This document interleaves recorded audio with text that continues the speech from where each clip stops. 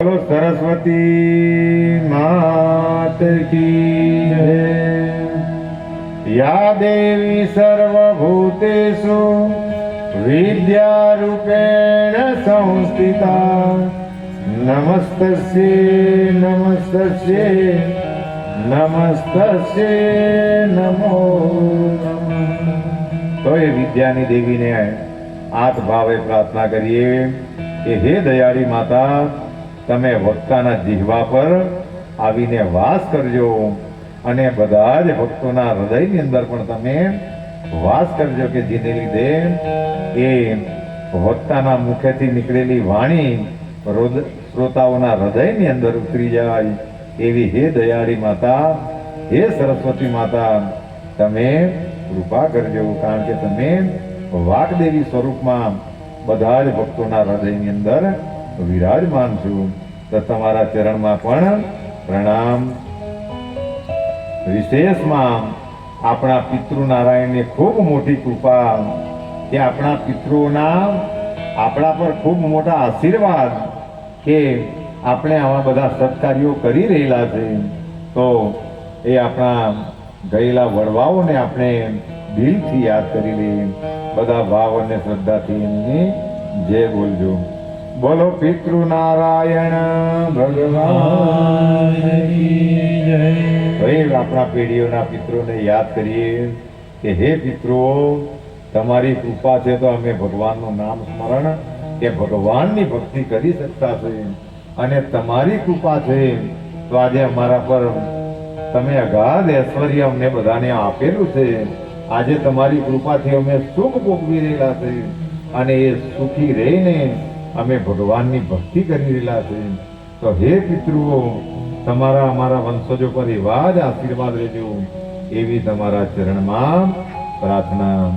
અને આ જે ભૂમિ પર આપણે બધા બેસેલા છે એ ભૂમિના સ્થાનિક દેવ જલાબાપા, વીરબાઈ માતા, અહીંયા બધા જ દેવોને માતાજી સહિત બધા જ દેવોને વિરાજમાન કરેલા છે। અને આ ભૂમિની અંદર અનેકો જીવો હશે, ખરાબ યોનિમાં પણ એ જીવો ગયેલા હશે, પણ એમ કહેવાય કે હમણાં ખાલી આપણે બધાએ રામનું નામ લીધું, સદગુરુના તત્વની કથા છે અને પવિત્ર ધામ છે, તો આ ખાલી સાંભળવા માત્રથી પણ એ જીવોનો પણ ઉદ્ધાર થઈ જતો હોય, કારણ કે કર્મના વશ થઈને કંઈક ને કંઈક આવી ખરાબ યોની ભગવાન આપે। એટલા માટે સાધુ સંતો કર્મ જ્યાં કરવાનું આવે એના પર બહુ ભાર આપે કે એક એક કર્મો કરો તો એના પર 100 વાર વિચાર કરીને કરવા જેવું છે।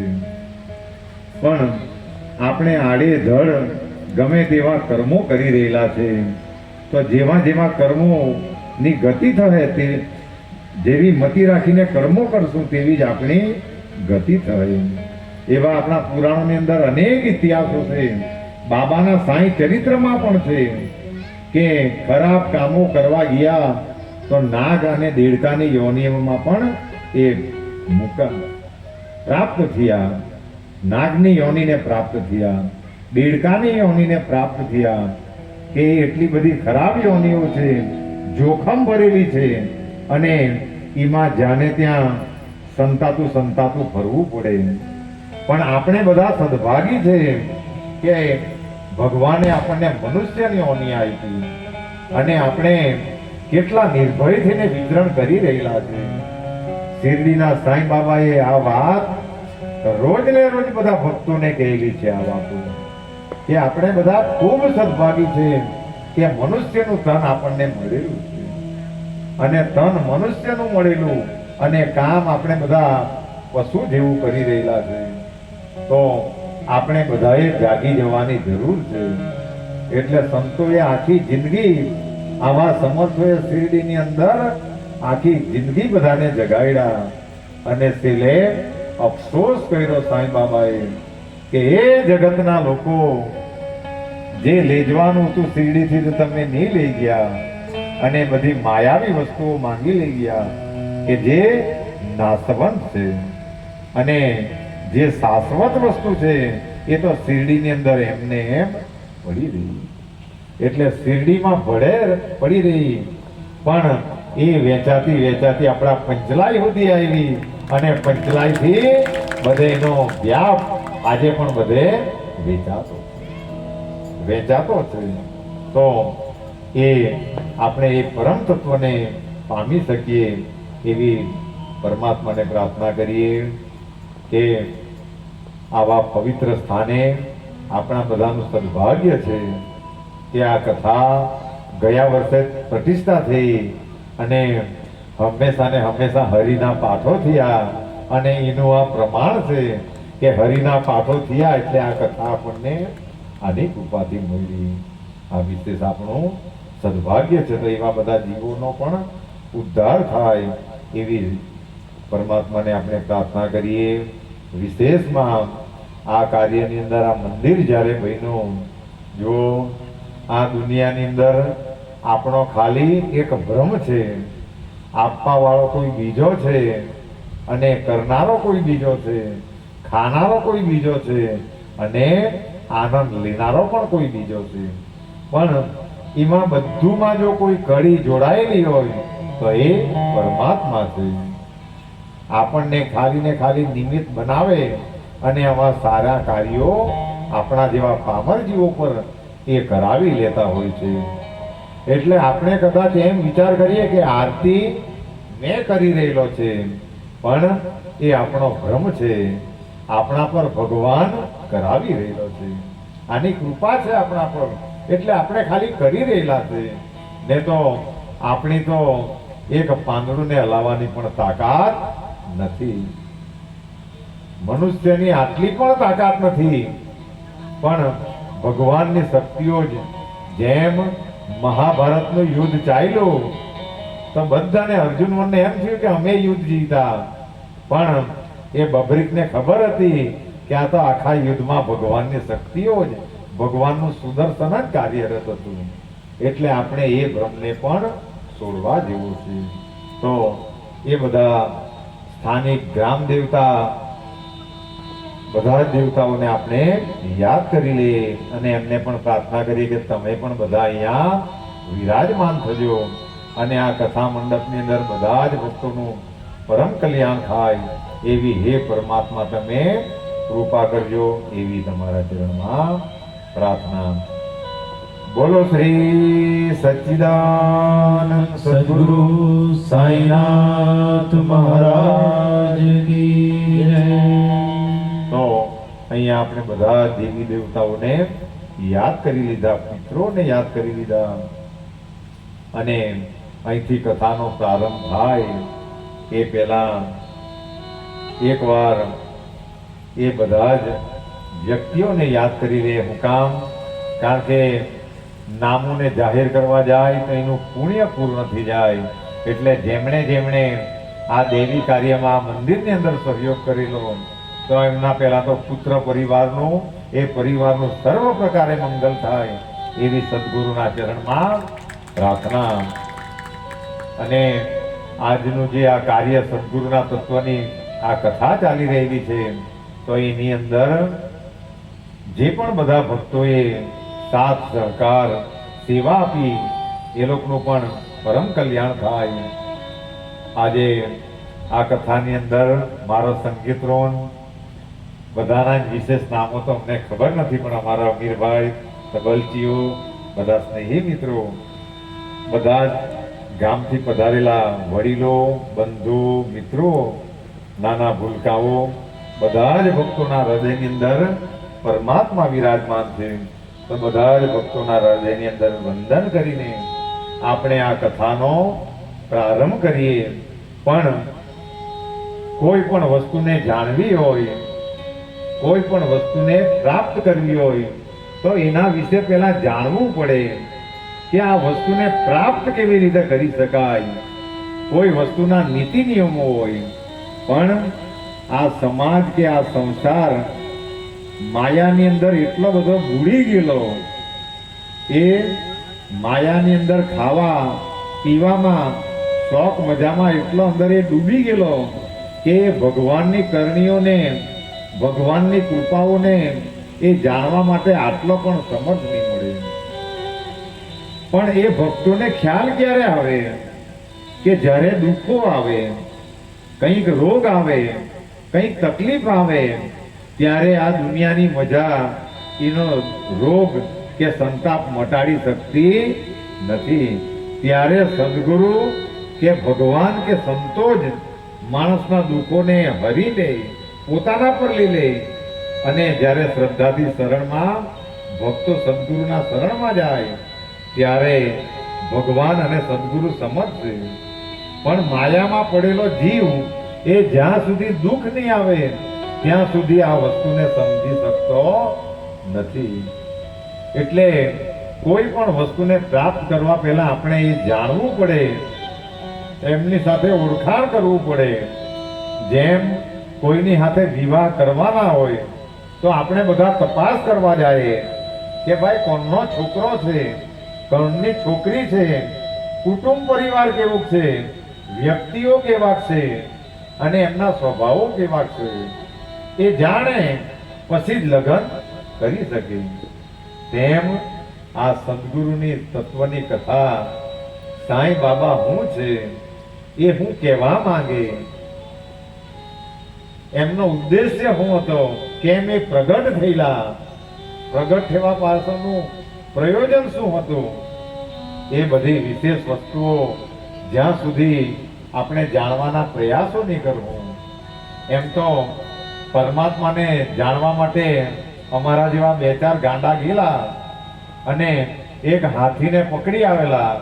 એટલે કોઈએ પૂંછડી પકડેલી, કોઈએ સૂંઢ પકડેલી, કોઈએ કાન પકડેલો.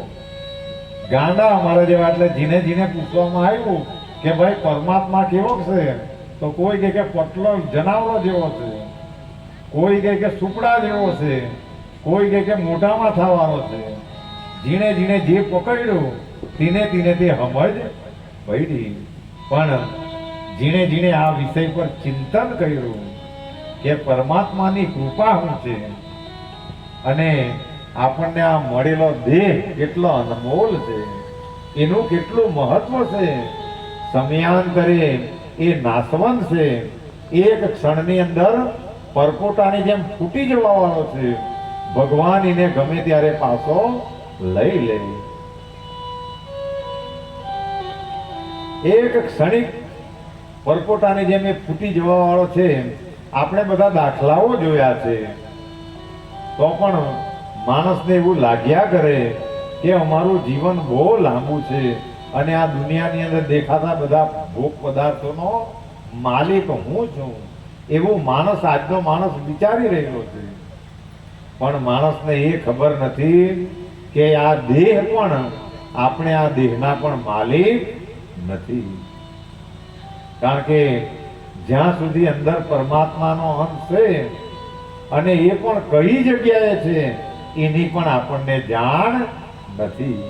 એ કઈ જગ્યાએ વસી રહેલો છે પણ એ છે એટલે આપણે બધા બોલી રહેલા છે, સાંભળી રહેલા છે, ખાઈ રહેલા છે, પચાવી રહેલા છે. અને સંતો તો એમ કહે કે એક બાલનો અગ્રભાગ, આગલો ભાગ એના 1000 ટુકડા કરે એ પોસિબલ નહીં બને. પણ એના 1000 ટુકડા કરે ને તેનો એક અંશ રહે, તેના કરતા પણ સૂક્ષ્મથી અતિ સૂક્ષ્મ આ આત્માનો આત્મા. અને વિશાળથી વિશાળ કે એમના 3 ડગલામાં તો આખા બ્રહ્માંડને માપી લેવા વાળો. આજ સુધીને વેદો પણ જાણી શક્યા નથી. તો વેદોએ એનું ગાન કરી કરીને આટલા પાના ભર્યા તો એ પણ સમર્થ નહીં રહ્યા. તો તમારી ને મારી ઓકાત નહીં મળે કે આ પરમાત્માના કે સદગુરુ તત્વને આપણે પૂર્ણપણે જાણી શકીએ. પણ જીવનનું પરમ કલ્યાણ કરવા માટે જલા બાપા જેવા અને સાંઈ બાબા જેવા સમર્થોએ, સંતોએ આપણને એક બહુ સરસ દવા આપી કે જે નામ સ્મરણ, કે નામ સ્મરણ કરતા કરતા, ભગવાનનું કીર્તન કરતા કરતા એક દિવસે જેમ સબરીને રામ પડવા ગયા એમ એક દાડે આપણે ભગવાનનું નામ લેતા લેતા ભગવાન પણ આપણને મળવા માટે આવે એમાં કોઈ. કારણ કે ભગવાનનું નામ લેતા લેતા શાસ્ત્રોમાં તો બધું બહુ યાદ રાખવું પડે. એક એક કહાનીઓ, એક એક પાત્રો યાદ રાખવા પડે, પણ એક જપ યજ્ઞ એવો છે, ભગવાનનું નામ સ્મરણ એવું છે કે એમાં માણસોએ વધારે પડતું યાદ રાખવા પડતું નથી. એટલે આપણે બધા ખૂબ સદભાગી છે કે આપણને સાંઈ બાબાની કૃપાથી આવી વિષ્ણુ સહસ્ત્રની પોથી જેવી આપણને એક નામ સ્મરણમાં સદગુરુએ કૃપા કરીને આપી કે જેના માધ્યમથી આ દુનિયાના બધા જ ભોગો આપણે પ્રાપ્ત કરી શકીએ. આ તો ખાલી સાંઈ બાબાના ચરિત્રની બધાને ઓળખાણ આપી રહેલો છે, કારણ કે ઓળખાણ વગર આ કથામાં માણસ ડૂબી શકતા નથી. એટલે આ પરમ તત્વ આપણને જે મળ્યું છે એના માધ્યમથી આપણે આ બધા કાર્યો કરી રહેલા છે. અને પહેલા તો આપણે સદભાગી એટલા માટે કે મનુષ્યનું તંત્ર મળ્યું, પણ એક બાજુમાં આપણા બાજુના જ ઘેરમાં કોઈ આપણો સ્વજન હોય તેમ શિરડી એટલે આપણા બાજુનો જ ઘેર, ત્યાંનો સદગુરુ આપણને મળ્યો. એના માટે આપણે ખૂબ ખૂબ શુક્રગુજાર છે કે આવો સદગુરુ મળવો એ દુર્લભથી અતિ દુર્લભ, કે મનની સ્થિતિને જાણવા વાળો જે માણસ જે યાદ કરે તે પરિપૂર્ણ થાય. આવો દેવ મળવો દુષ્કર છે. જે માણસ મનમાં વિચારે તે સાંભળે થયા કરે અને ખાતરી બંધ થયા કરે. કેવી કેવી હરિની લીલાઓ, કેવી કેવી સાંઈ બાબાને એક એક કૃપાઓ, એક એક લીલાઓ, અને કેવા કેવા એના બોધો, એક એક શબ્દો. તો આપણે એ પરમાત્માને હંમેશા પ્રાર્થના કરતા રહેશું કે હે સદગુરુ રાયા, અને તારા માટે ગાવા માટે અમે કોઈ સમર્થ નથી, કોઈ તારા માટે અમે શબ્દો કાઢી શકતા નથી, પણ તારી જ કૃપાથી તું અમારી અંદર, કારણ કે અમે અહંકારને છોડીને આવેલા છે. અહંકારનો એક છાંટો પણ અમારી અંદર તો હશે, પણ તમારા જ ચરિત્રમાંથી અમે ગ્રહણ કરેલું કે એ દાભોલ કરીને તમે કહેલું કે તમારી અંદર એક અહંકારનો છાંટો પણ નહીં હશે તો મેં તમારી અંદર ઉતરીને પછી મારી કથાને મેં જ ગાવા, એવી અમારી સ્થિતિ છે. કારણ કે અમે તો પરમ દિવસે શું શાક ખાધેલું તેની પણ અમને તો જાણ નથી. આપણને કદાચ હમણાં તાત્કાલિક પૂછી પાડ્યો હોય કે પરમ દાડે સાંજે શું શાક ખાધેલું, તાત્કાલિક તો કોઈને યાદ નહીં આવે, નહીં યાદ આવે, કારણ કે એવું તો આપણે આખો દાડમાં કઈ ખાતા હશે, તો ક્યારે શું કરેલું તેનું આપણને જ્ઞાન નથી. પણ હે સદગુરુ રાયા, તારા એક એક બોધો, તારી એક એક લીલાઓ, તારી એક એક કૃપાઓ તમે કોને કાંથી કાંથી કાં મેળવી દીધેલા, એટલે તારી લીલાને અમારા જેવા પામર જીવો ગાઈ નહીં શકે.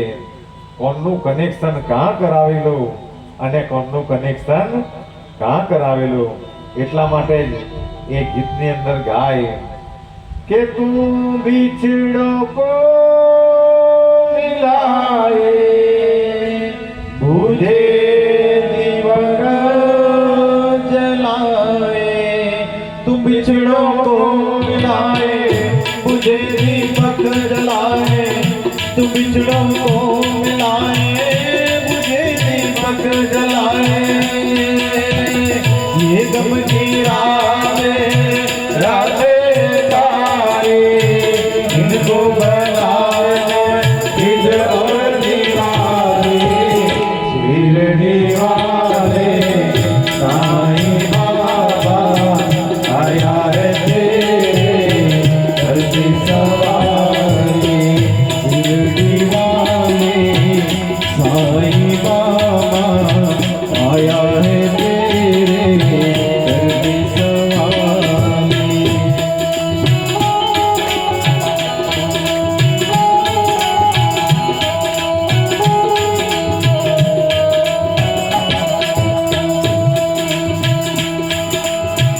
ओ मेरे साईं देवा तेरे सब नाम लेवा, जुदा इंसान सारे सभी तुझको प्यारे, तुम्हें फरियाद सबकी तुम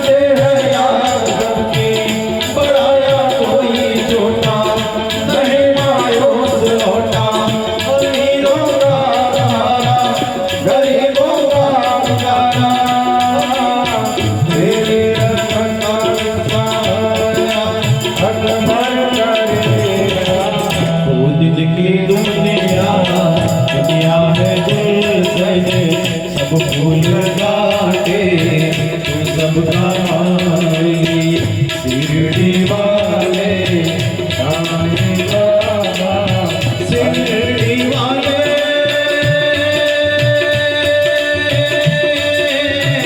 साईं बाबा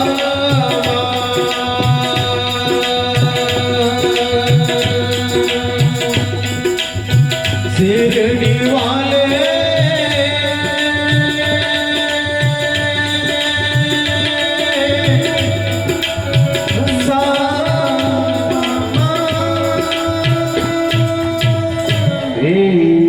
सच्चिदानंद सद्गुरु साईनाथ महाराज की जय। તો એ શિરડીના સાંઈ બાબાએ કોણને કા કેમ મેળવેલા એ જ્યારે એનો સમય આવે ત્યારે બધાને ખબર પડે. તો આની લીલાઓ આપણે બધા ગાવા માટે બેઠા છે, પણ આજે 3-4 વાર આપણે બધા ગાવા બેઠા, પણ ગાતા ગાતા હજુ તો 2-5 અધ્યાયને પણ ગાઈ નહીં શક્યા. હું કામ? કારણ કે આ એક દરિયો એવો છે કે એને ખેડી જ નહીં શકાય.